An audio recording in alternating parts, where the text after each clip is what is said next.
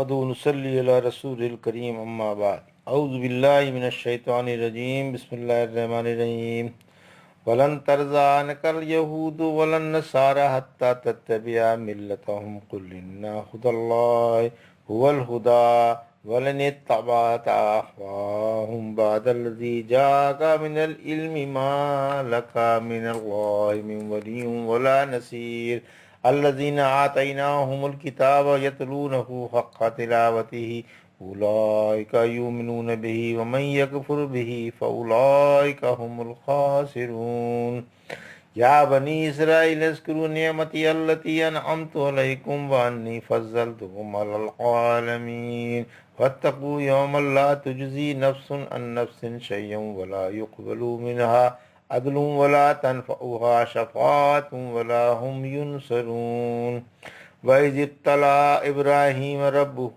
بكلمات فأتمهن قال إني جاعلك للناس إماما قال ومن ذريتي قال لا ينال أحد الظالمين۔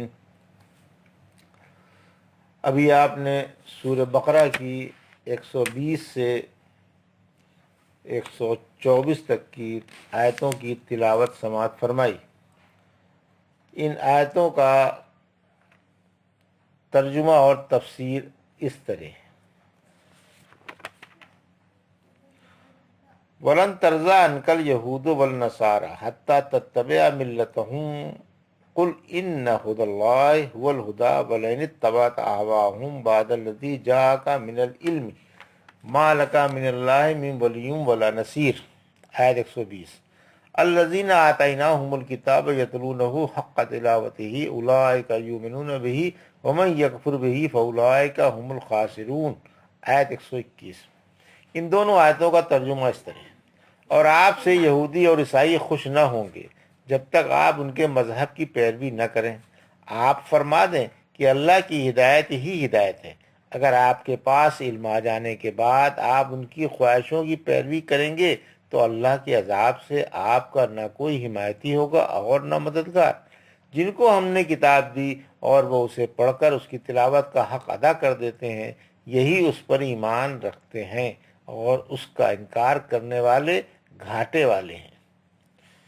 یہ ترجمہ تھا آیت 120-121 کا۔ اب ان آیتوں کی تفسیر۔ آیت 120: اللہ کی رضا کے لیے دعوت اسلام، یعنی اہل کتاب تو آپ سے خوش ہونے والے نہیں، اس لیے آپ انہیں خوش کرنے اور اپنے موافق بنانے کی کوشش چھوڑ دیں اور اللہ کی رضا کے لیے انہیں دعوت حق دیتے رہیں۔ اسلام ہی سچا دین ہے۔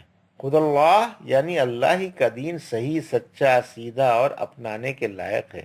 یہاں ہدایت سے وہ انداز حجت مراد ہے جو آپ صلی اللہ علیہ وسلم کو اور صحابہ رضی اللہ تعالیٰ عنہم کو سکھایا گیا، جس سے وہ گمراہ فرقوں کو لاجواب کر دیا کرتے تھے۔ غیروں کی راہ اختیار کرنے والوں پر وعید: وَلَئِنِ اتَّبَعْتَ أَهْوَاءَهُمْ، یہ جملہ قابل غور ہے۔ اس میں رحمت عالم صلی اللہ علیہ وسلم پر بات ڈال کر مسلمانوں کو ڈرایا گیا ہے کہ تمہارے پاس کتاب و سنت کا صحیح علم موجود ہے۔ اگر اب بھی تم اہل کتاب کے طریقوں کو اپناؤ گے تو اللہ کے سامنے کیا عذر پیش کرو گے، جہاں نہ تمہارا کوئی حمایتی ہوگا اور نہ کوئی مددگار۔ آج کل مسلمانوں میں یہی بلا گھسی ہوئی ہے، انہیں اپنے طریقے برے معلوم ہوتے ہیں اور غیروں کی ادائیں بھاتی ہیں۔ اس جملے میں ان کے لیے دھمکی ہے۔ آیت 121 کی تفسیر۔ حق تلاوت کیا ہے؟ الذین آتیناہم الکتاب۔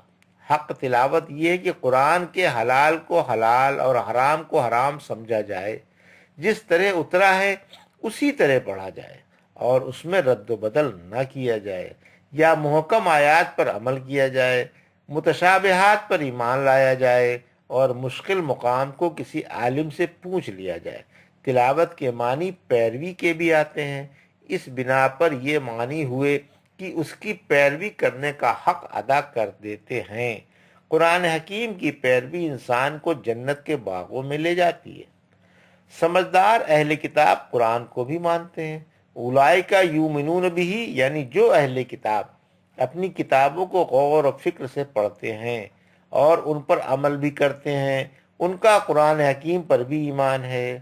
سورہ مائدہ کی آیت نمبر 68 میں فرمایا، آپ فرما دیں کہ اے اہل کتاب، تم کچھ نہیں جب تک تورات و انجیل اور ہر آسمانی کتاب پر ایمان نہ لاؤ گے اور ان پر عمل نہ کرو، یعنی جب تم ایمان و عمل کا حق ادا کرو گے اور رحمت عالم صلی اللہ علیہ وسلم کی بشارت و امداد و اتباع کی خبروں کی تصدیق کرو گے، تب تمہیں دین و دنیا کی بھلائیاں نصیب ہو جائیں گی اور حق پالو گے۔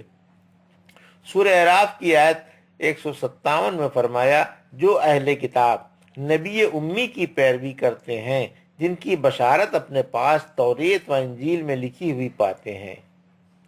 سورہ اسراء کی 107 اور 108 آیت میں فرمایا، آپ فرما دیں کہ تم قرآن پر ایمان لاؤ یا نہ لاؤ، جن کو پہلے علم دیا گیا ہے جب ان کے آگے اللہ کی آیتیں پڑھی جاتی ہیں تو وہ منہ کے بل سجدے میں گر جاتے ہیں اور کہتے ہیں ہمارا رب پاک ہے۔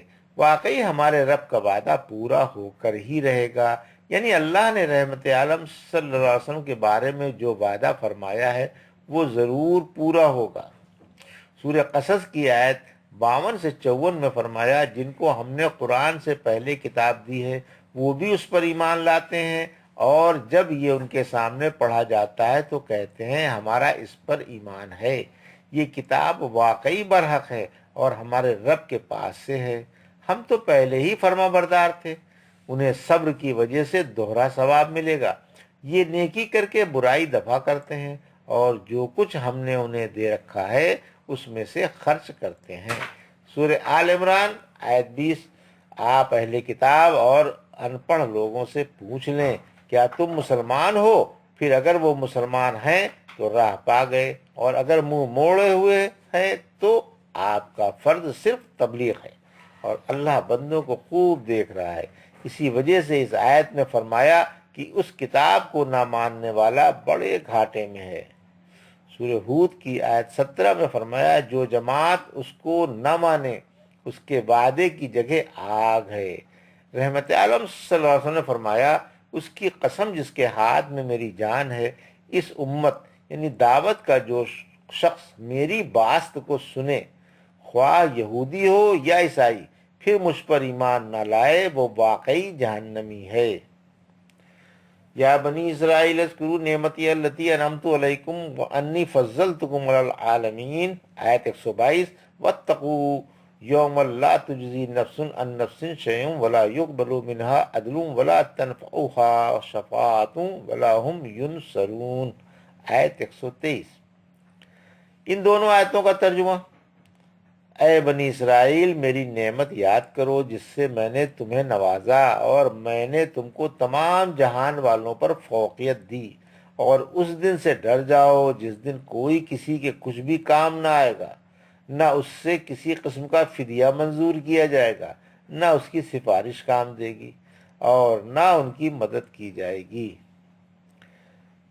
ان کی تفسیر دونوں آیتوں کی اس طرح یہ آیتیں پہلے گزر چکی ہیں، یہاں تاکید کے لیے اور اتباع رحمت عالم صلی اللہ علیہ وسلم کا شوق دلانے کے لیے لائی گئی ہیں، جن کی بشارتیں، صفتیں، نام، کام اور جن کی امت کا ذکر خیر اہل کتاب اپنی کتابوں میں پاتے ہیں۔ اللہ پاک نے انہیں ان تمام باتوں سے جو اس کی رحمتیں ہیں چھپانے سے ڈرایا اور حکم فرمایا کہ اپنے رب کی ہر طرح کی نعمتیں یاد رکھو اور عربوں سے ضد بحث نہ کرو، یہ تمہارے چچا زاد بھائی ہیں، اللہ نے ان میں اپنا آخری نبی صلی اللہ علیہ وسلم مبعوث فرمایا ہے اور یہ زبردست نعمت انہیں ملی ہے، اس پر نہ جلو اور حسد و بغض کی بنا پر ان کی تکذیب و مخالفت نہ کرو کہ رحمت عالم صلی اللہ علیہ وسلم سے علیحدہ ہو جاؤ اور آخرت میں منہ کالا کر لو۔ وَإِذِ ابْتَلَىٰ إِبْرَاهِيمَ رَبُّهُ بِكَلِمَاتٍ فَأَتَمَّهُنَّ قَالَ إِنِّي جَاعِلُكَ لِلنَّاسِ إِمَامًا قَالَ وَمِن ذُرِّيَّتِي قَالَ لَا يَنَالُ عَهْدِ الظَّالِمِينَ آیت 124۔ ترجمہ، اور جب ابراہیم علیہ السلام کو ان کے رب نے چند باتوں سے آزمایا، پھر آپ نے انہیں پورا کر دکھایا، فرمایا میں تم کو لوگوں کا پیشوا بنانے والا ہوں۔ بولے میری اولاد میں سے بھی؟ فرمایا میرا وعدہ ظالموں کے لیے نہیں ہے۔ اس آیت 124 کی تفسیر خلیل اللہ کے اوصاف اور ان کی بزرگی کا بیان ہے کہ اللہ نے انہیں توحید میں لوگوں کا پیشوا بنایا، کیونکہ انہوں نے اللہ کے احکام کی برزائے و رغبت تعمیل کی۔ عرب کے مشرکوں اور اہل کتاب کو جو یہ کہا کرتے تھے کہ ہم خلیل اللہ کے دین پر ہیں، حالانکہ اس سے بہت دور ہٹ گئے تھے، بلکہ آپ اور آپ کے ماننے والے اس دین کے پیروکار ہیں۔ خلیل اللہ کی قربانیاں یاد دلائی جا رہی ہیں کہ آپ اللہ کے ہر حکم کو بلا چوں چرا بجا لاتے تھے اور خوشی خوشی ہر قربانی کے لیے تیار رہتے تھے، خواہ وہ قربانی کتنی ہی کٹھن کیوں نہ ہو۔ سورہ نجم کی آیت 37 میں فرمایا، ابراہیم وہ ہیں جنہوں نے ہر حکم پر عمل کر کے دکھا دیا۔ سورہ نحل کی آیت 120 سے 123 میں فرمایا، ابراہیم دنیا کے پیشوا، اللہ کے فرما بردار، مخلص، موحد، شرک سے بیزار اور اللہ کے شکر گزار بندے تھے، جن کو اللہ نے چن کر سیدھی راہ پر لگا دیا تھا۔ ہم نے انہیں دنیا میں بھی بھلائی دی اور آخرت میں بھی نیک لوگوں میں شامل کر دیا۔ پھر ہم نے وحی کے ذریعے آپ کو بھی انہی کی پیروی کا حکم دیا۔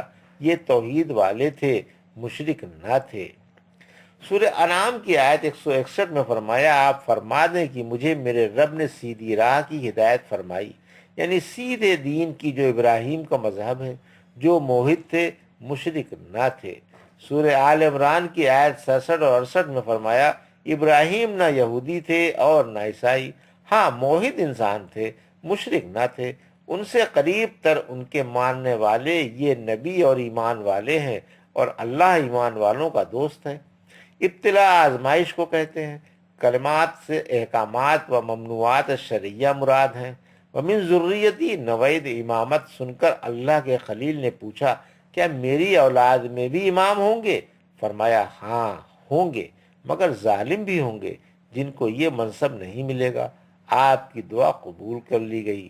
سورہ عنکبوت کی آیت 27 میں فرمایا، ہم نے ان کی اولاد میں نبوت و کتابت رکھی، آپ کے بعد ہر نبی آپ ہی کی اولاد میں ہوا اور ہر کتاب آپ ہی کی اولاد پر اتری۔ لا ینال عہد الظالمین، یعنی اولاد ابراہیم میں نافرمان بھی ہوں گے، اور نافرمان ظالم کو امام نہیں بنایا جاتا۔ ظالم سے مشرک مراد ہے اور عہد سے خلافت و امامت۔ یہ تھا سورہ بقرہ کی آیت 120 سے 124 تک کا ترجمہ اور تفسیر جو ابھی آپ نے سماعت فرمائی۔ بارک اللہ لی ولکم فی القرآن الحکیم ونفعنا ایاکم بآیات الذکر الحکیم۔